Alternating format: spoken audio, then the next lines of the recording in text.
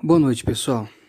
Então, continuando aqui com o nosso assunto, exercícios físicos e sistema respiratório, vamos abordar agora a questão da relação entre a respiração, ou seja, saúde respiratória, os exercícios físicos e o meio ambiente.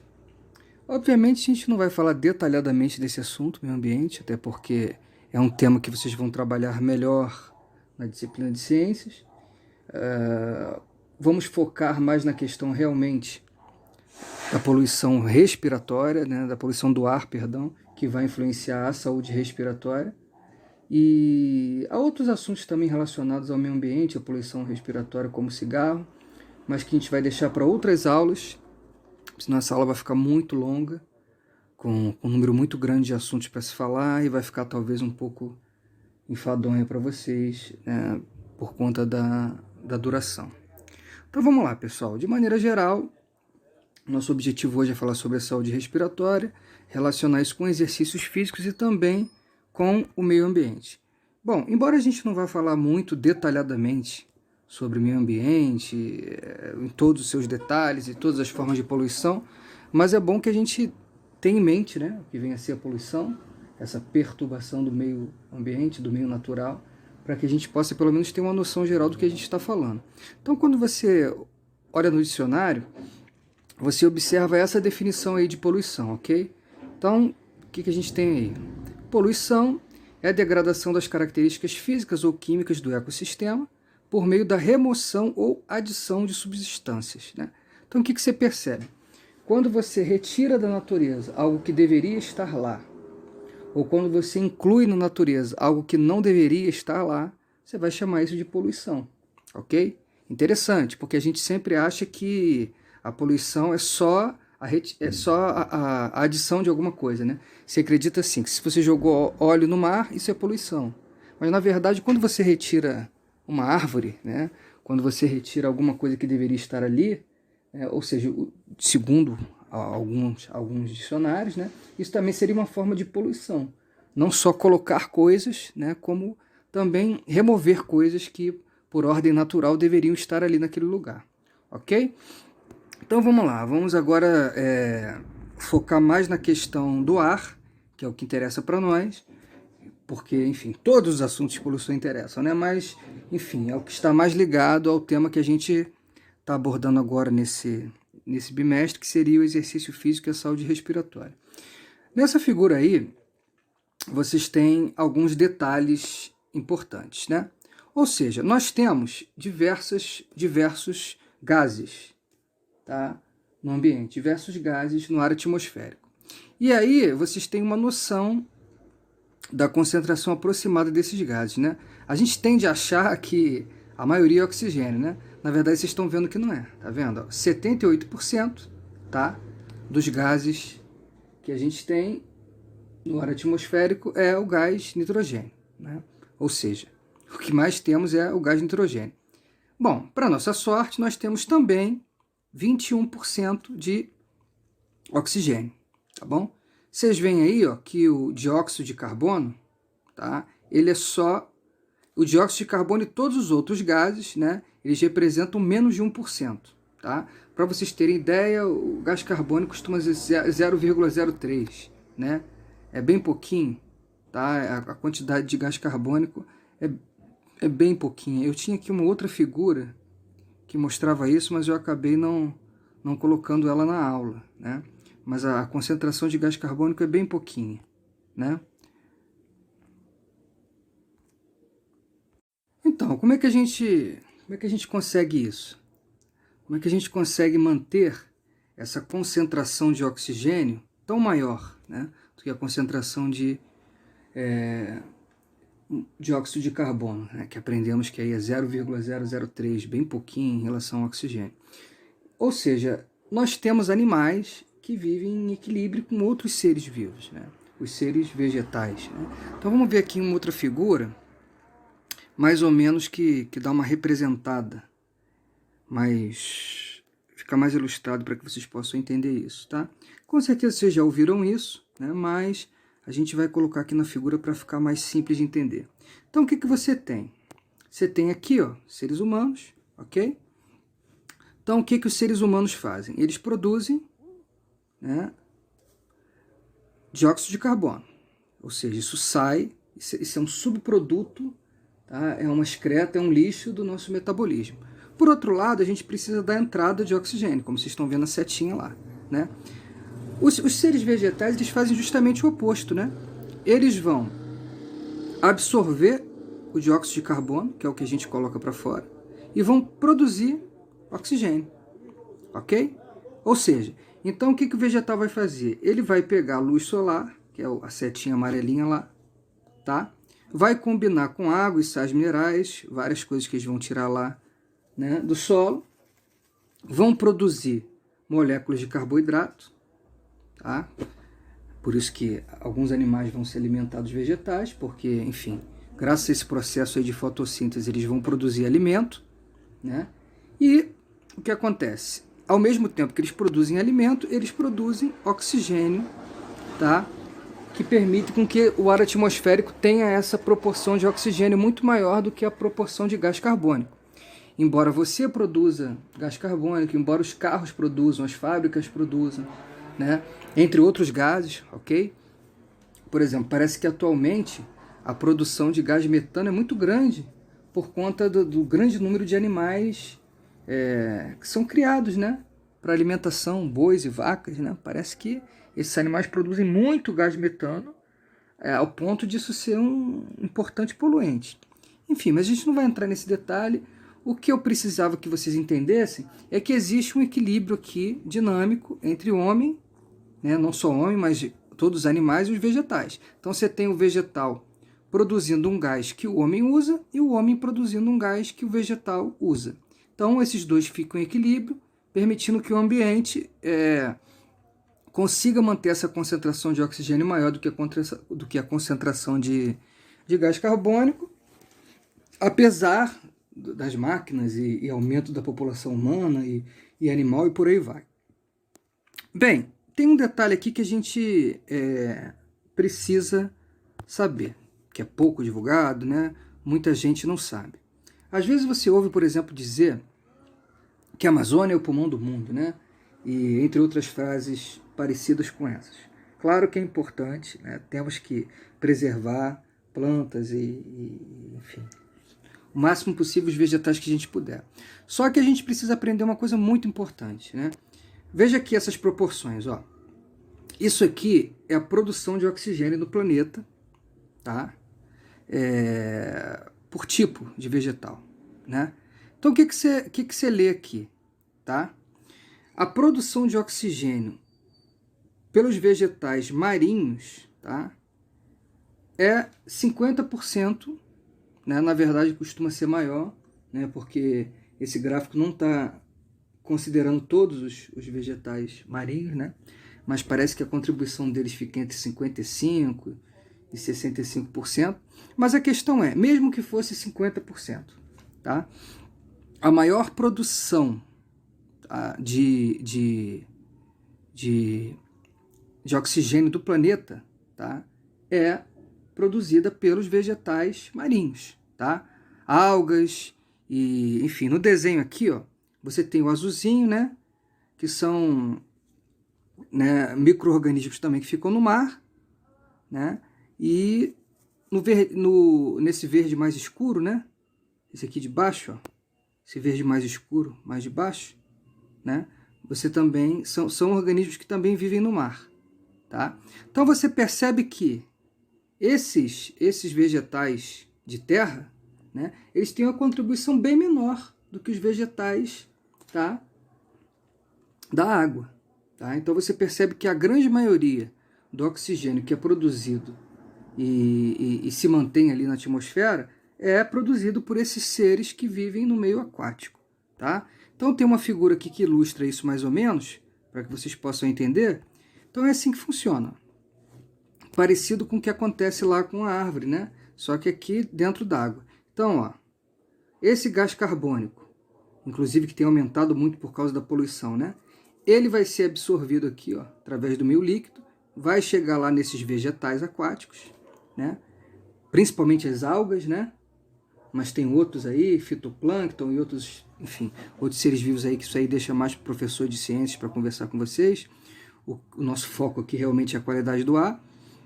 Então, o que você tem aqui? Ó? Esse gás carbônico sendo absorvido, né?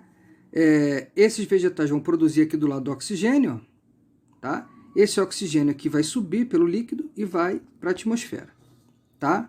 Claro que o próprio vegetal usa um pouco, animais marinhos também usam, decomposição de animais e vegetais mortos também consome oxigênio, mas a questão é, você tem aqui uma liberação de oxigênio, tá? Que é a maior liberação que a gente tem, tá? Ou seja, os animais aquáticos são, tá, os principais fornecedores de oxigênio para o nosso meio. Por que isso é tão importante? Quando a gente for falar de preservação do meio ambiente, com a preocupação de se manter o ar saudável, você precisa entender que isso envolve não só preservar árvores e plantas e vegetais que você tem ali terrestres, tá? Mas também, principalmente, não poluir a água.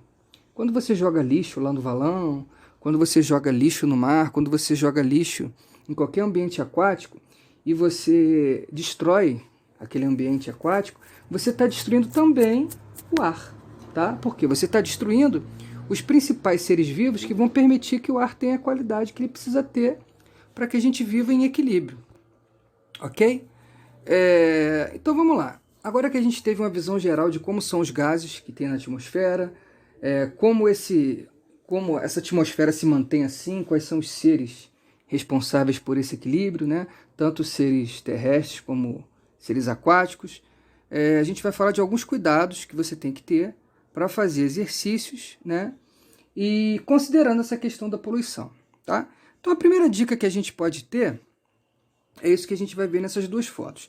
Se você pode se exercitar num ambiente como esse aí, ó, que você tem muitas fábricas, muitos carros, muitas coisas, cidade grande, né? Ou você pode se exercitar num ambiente como esse aqui, ok? Você sempre vai buscar um ambiente como essa segunda foto, ok?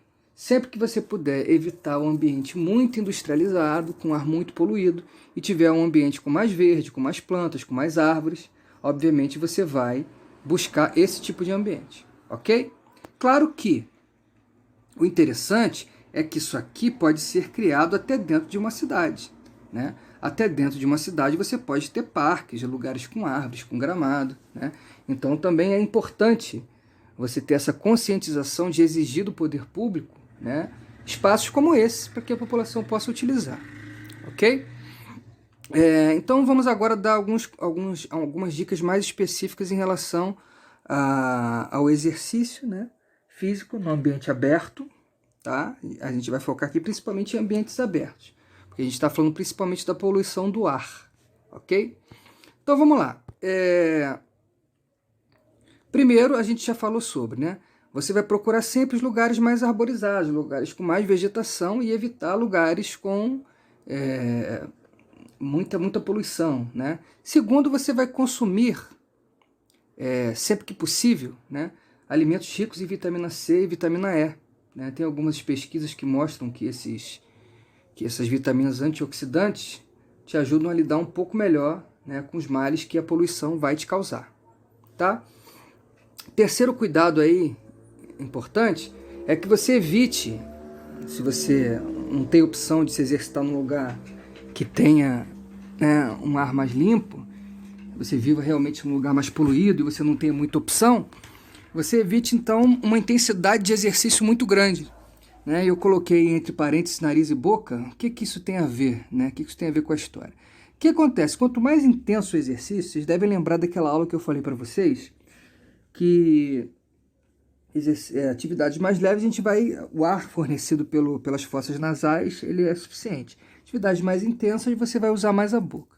E como vocês sabem, as fossas nasais, elas purificam o ar, né? Ou seja, o ar poluído, ele não vai ser 100% purificado pelas fossas nasais, mas ele vai passar por alguma purificação.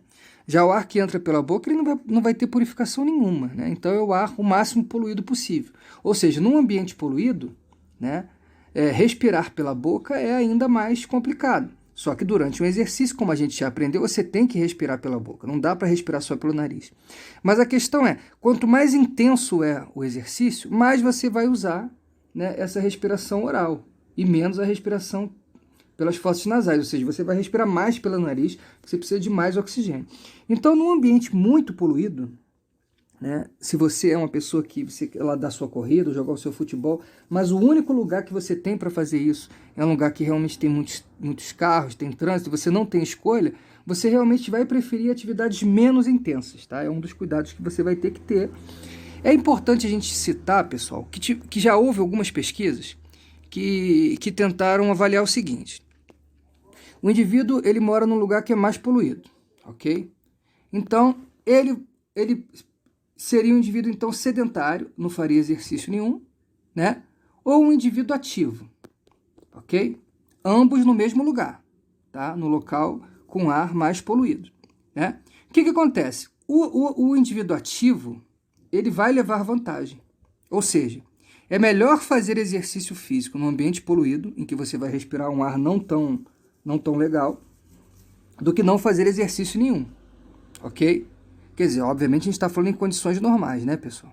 Ninguém aqui está dizendo que é para você ir para dentro de uma fábrica de carvão para fazer exercício lá dentro, não é isso. Mas enfim, morando numa cidade grande, onde o ar não é tão puro, né, e não é o ideal de local para você fazer exercício, mas mesmo num local assim, é melhor fazer exercício, embora você vá entrar ali em contato com mais poluição, porque você está respirando mais, mas mesmo num local assim, mesmo na cidade grande, é mais saudável para você ser ativo, fazer exercício ao ar livre, do que não fazer exercício nenhum, ok? Então, o sedentarismo não é uma opção, né? Em nenhum momento você vai usar a desculpa: o ar está muito poluído, então eu vou evitar sair para fazer exercício. Essa não é a melhor opção, ok?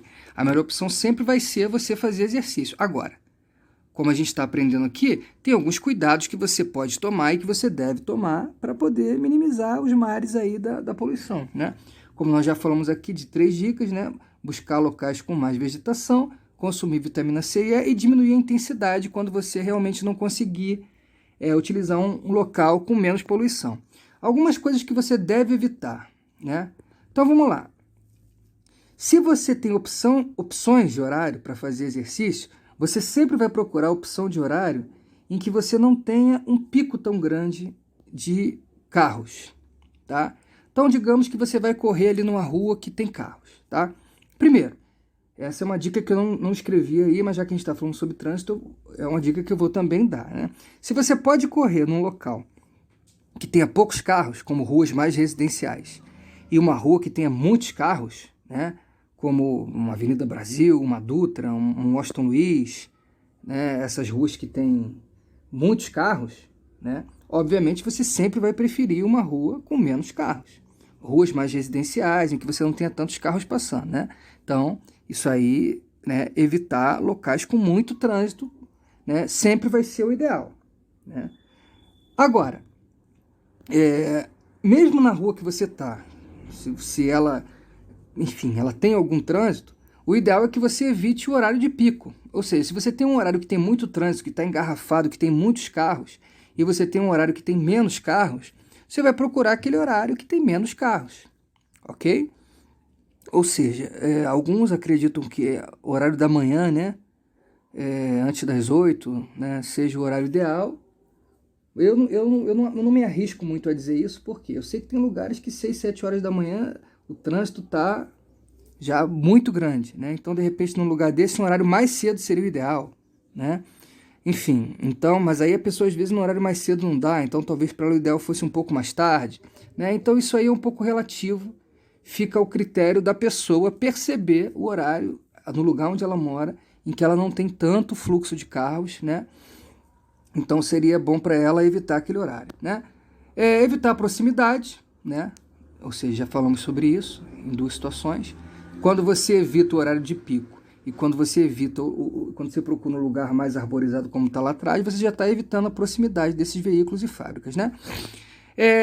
Evitar também, né, pessoal, cortar árvores, remover as plantas, né? Muita gente às vezes retira ali aquele vegetal porque ele dá um trabalhinho, às vezes tem uma folhinha que tem que tirar do chão, às vezes é um galinho que tem que podar e tal, mas às vezes vale a pena você ter esse trabalhinho, né? Você vai ter um trabalhinho um pouco maior, e às vezes limpar uma plantinha ou tirar uma folhazinha de uma árvore, mas o benefício que vai trazer para você do ponto de vista respiratório, né, costuma superar esse pequeno trabalho que você vai ter, às vezes, para limpar aquele vegetal. Então, sempre que possível, é legal que você mantenha aquele vegetal ali, né, não remova, né, não destrua aquela vida ali, que é importante para manter também a sua vida mais saudável.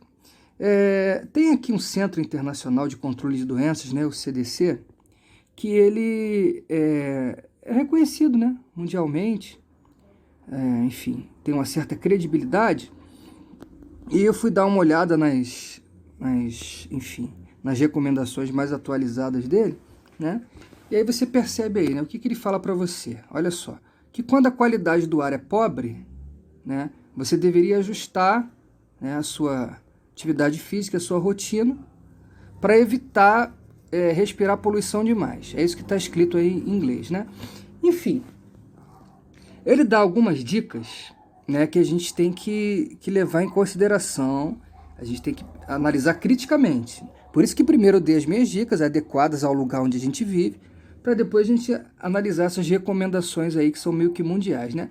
Então, olha só, aqui o que está dizendo? Para você mudar as suas atividades físicas para ambientes fechados, né? Isso é um pouco mais complicado. Por quê? Por exemplo, tem gente que não tem dinheiro para ir para academia, né? E às vezes não tem ar-condicionado em casa. Então, e às vezes nem o ambiente de casa nem é tão ventilado assim. Então você vive numa casa que às vezes tem uma janelinha ali, outra aqui, ou seja, não é um ambiente adequado para você fazer exercício, ok? Então essa é uma dica que é complicada. Ela serve para algumas pessoas, mas não serve para outras, ok? Então, em determinadas situações, se você for fazer o exercício dentro de casa, você vai ter problemas maiores, porque você tem pouca ventilação, às vezes você não tem ar-condicionado e tal, né? Então, no ambiente de academia, com ar-condicionado legal e tal, essa dica seria legal. Mas nem todo mundo pode ir para academia, né? Nem todo mundo tem um espaço ou ar-condicionado em casa, ou um ambiente muito bem ventilado para poder fazer esse tipo de coisa. Então, tem que se ter cuidado com essa dica, né? Nem sempre fazer atividade dentro de casa vai ser melhor para você, né? Porque, enfim, você não tem um ambiente adequado, né? Segunda dica que ele coloca aí, ó, mude a sua atividade para algo menos intenso. Por exemplo, né? Andar ao invés de correr, né? Essa corrida que ele chama aí é uma corrida mais levezinha, o que a gente chama aqui no Brasil de trote, tá? Esse termo aqui, ó, é o que a gente chama de trote aqui no Brasil, aquela corrida mais levezinha, né? Ou seja, em vez de você dar aquela corrida rápida, você vai caminhar ou vai dar aquele trotezinho, aquela corrida mais levezinha. O que acontece? Isso aí é aquilo que eu disse para vocês, né? Se você realmente vai ter que se exercitar num local muito poluído, é ideal que você não faça uma atividade tão intensa naquele local, porque, enfim, você pode aí ter um problema por estar respirando tanta poluição, tanta poeira, tanta fumaça, tanta coisa, tá? Essa terceira dica aqui também é uma coisa meio complexa, né? Então você vê aqui, ó, diminua a quantidade de tempo que você vai fazer atividade física, né? Então, aqui no reloginho tá 20 minutos, né? A gente tem que ter um cuidado com isso aí, porque a recomendação mundial é que o indivíduo faça no mínimo 30 minutos de exercícios diários. 30 minutos de exercícios diários, ok? Então, assim, essa redução, a gente tem que levar isso em consideração, né? Se você é uma pessoa que costumava caminhar 1 hora e você está caminhando num ambiente muito poluído, de repente você poderia reduzir um pouco, porque nesse ambiente tão poluído não é legal caminhar tanto tempo assim.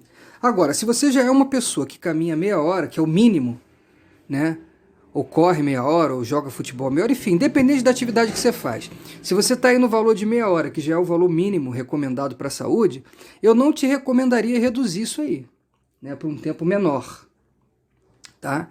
Então isso aí também é uma coisa que a gente tem que levar em consideração. Então vocês podem ver, né? Eu estou mostrando para vocês aqui 3 dicas internacionais, na qual eu questiono a primeira, né? Porque, enfim, para todas, não é adequado para todas as pessoas, nem todas as pessoas têm esse ambiente adequado para fazer atividade física dentro de casa. Eu concordo 100% com a segunda, E a terceira eu realmente discordo, né? Mas mostrei isso para vocês porque é bom vocês saberem que existem diferentes opiniões sobre um assunto, né? Qualquer um que venha ensinar algum tema para vocês e tente se colocar como o único dono da verdade, já é algo que vocês devem desconfiar, né? Obviamente, como professor também aconselho que vocês sempre procurem mais de uma opinião sobre um assunto para que vocês possam montar a própria opinião de vocês, ao invés de simplesmente copiar a opinião de outros, né? Mas a gente tem algumas dicas importantes, ok? Sempre lembrando o que a gente falou lá atrás, tá? Que você nunca deve deixar de fazer exercícios por conta da poluição, mas você tem que ter cuidados por conta dela, evitar certos ambientes, evitar certos horários, né? Buscar dentro do máximo possível preservar sua saúde respiratória. Valorizar algumas coisas, né? Como a gente falou, os vegetais, tanto terrestres como os marinhos, né? Eu sei que muita gente não sabe disso, muita gente nem imagina que quando joga uma sacola de lixo no rio está destruindo a qualidade do ar, mas é uma coisa importante que a gente saiba. Uma das coisas importantes, pessoal, é que o objetivo do conhecimento não é só tornar você mais culto. O objetivo do conhecimento é mudar a sua atitude, é mudar o seu comportamento diante dos fatos.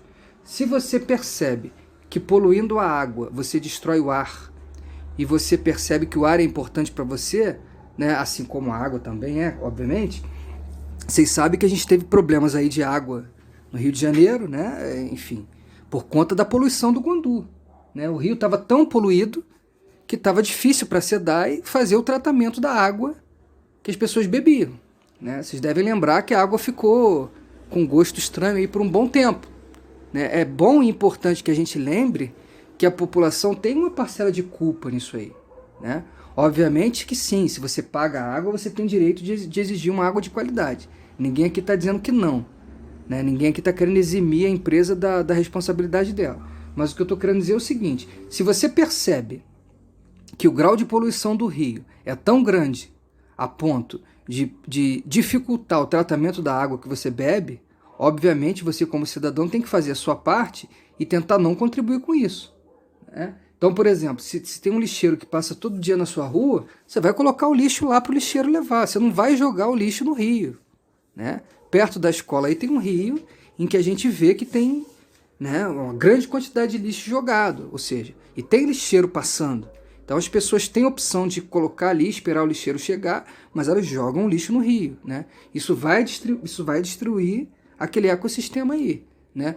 Tanto matando ali os animais marinhos e tal, porque vocês sabem que esses rios vão acabar no mar, como também, né, vão destruir o ar, vão destruir a qualidade do ar, porque a gente precisa que esses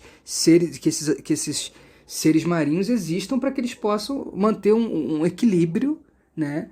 Que de certa forma nós fazemos parte desse ciclo, né? Que quando esses animais morrem, né? Enfim, o ar vai ficar cada vez pior e nós vamos ficar cada vez mais doentes, né?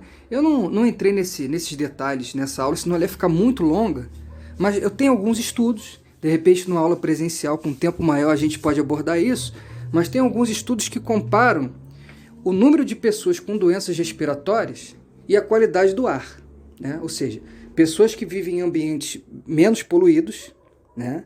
Cidades mais pequenas, né? Perto ali da área mais rural, e pessoas que vivem em ambientes de cidade grande, com muito trânsito, com muitas fábricas e tal. E aí estatísticas comparando o número de doenças respiratórias, né? E a diferença é muito grande, né? A diferença é muito grande. As pessoas que estão ali naquele ambiente mais industrializado têm um número muito maior de doenças respiratórias, mostrando quanto a poluição pode ser negativa, né, para a sua qualidade de vida. Ok, pessoal? Então essa aula foi simplesinha. Obviamente tem muita coisa para se falar de meio ambiente e saúde respiratória, né? Mas de maneira geral o objetivo era abordar que, embora fazer exercícios melhore o sistema respiratório, tem outras coisas que afetam o sistema respiratório, entre eles a qualidade do ar, né? E a qualidade do ar vai depender da poluição, vai depender do cuidado que você tem com o meio ambiente. E claro, considerando o ar que a gente tem alguns cuidados também que a gente pode ter para tentar preservar a nossa saúde respiratória quando a gente estiver fazendo exercícios em ambientes que não são assim, não tem um ar de tanta qualidade, que é o natural da gente que vive na cidade grande. Enfim, um assunto que a gente poderia falar relacionado à poluição do ar também seria o cigarro.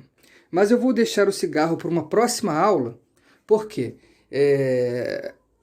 enfim, o cigarro é uma substância viciante, né? Então a gente vai ter outras aulas em que a gente vai falar sobre isso, sobre substâncias, né, sobre vícios, e eu prefiro incluir o cigarro nessa aula, tá? Para falar dele com mais detalhes, mas de maneira geral. O básico, acredito que a grande maioria sabe que o cigarro é associado a várias doenças, né? Principalmente a hipertensão arterial, né? É o principal causador de câncer na boca, no esôfago, na faringe e no pulmão, né? É o principal causador de efizema pulmonar, que é uma doença muito ruim, né? E, enfim, é uma forma bem ruim de morrer, né? E, enfim, a gente vai falar disso num outro momento aí. Mas, obviamente, entre os poluentes que a gente tem, o cigarro é um deles. Por quê? Você tem ali o indivíduo que é chamado de fumante ativo, que é aquele que está realmente utilizando o cigarro, e você tem também aquele que é chamado de fumante passivo, que é o indivíduo que está no mesmo ambiente do fumante e que, infelizmente, acaba sendo obrigado enfim, a respirar também aquele ar ali, tóxico também, né, do cigarro. Vocês sabem também que nós temos leis, né, sobre o assunto. Agora temos ambientes para fumantes, ambientes para não fumantes, lugares onde é proibido fumar, né, como no carro, nos restaurantes, enfim, desculpe, carro não, transporte público, né, ônibus, trem, metrô e por aí vai. Enfim, todas essas leis existem por uma razão, né? Obviamente, se o indivíduo opta por fumar e não é crime, ele pode fazer. Agora, se ele faz num ambiente fechado, em que outra pessoa que opta por não fumar acaba sendo obrigada também a respirar aquele ar, acaba sendo algo injusto. E o objetivo da lei é justamente trazer justiça, trazer igualdade entre as pessoas, né? Evitar o caos social. Enfim, então as leis relacionadas a ambientes adequados para fumar ou não fumar, né, é uma lei também lógica. Enfim, mas esse detalhe do cigarro a gente vai abordar mais detalhadamente em outra aula, tá? E eu espero que vocês tenham aprendido algumas dicas interessantes e a gente se vê na próxima aula. Grande abraço.